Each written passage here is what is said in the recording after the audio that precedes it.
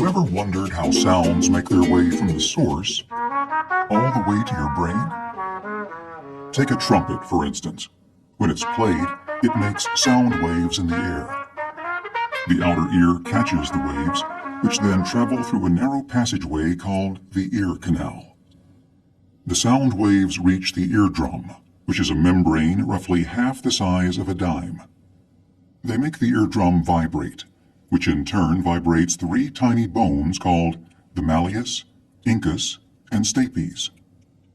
These bones amplify or increase the sound vibrations and send them to the cochlea.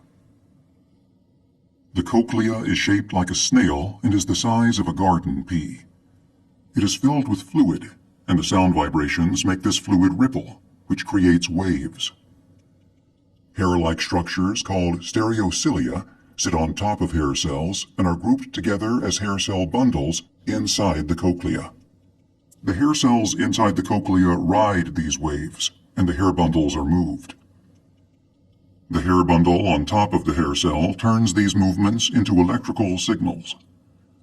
As the hair bundles are moved, ions rush into the top of the hair cells, causing the release of chemicals at the bottom of the hair cells.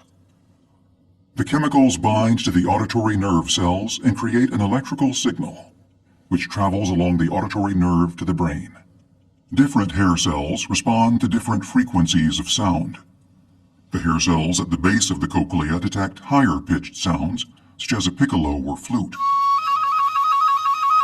The hair cells toward the top of the spiral detect progressively lower-pitched sounds, such as a trumpet or trombone. At the very top or apex of the spiral, the hair cells detect the lowest-pitched sounds, such as a tuba. The auditory nerve carries the electrical signal to the brain, which interprets the messages as sounds that we recognize and understand.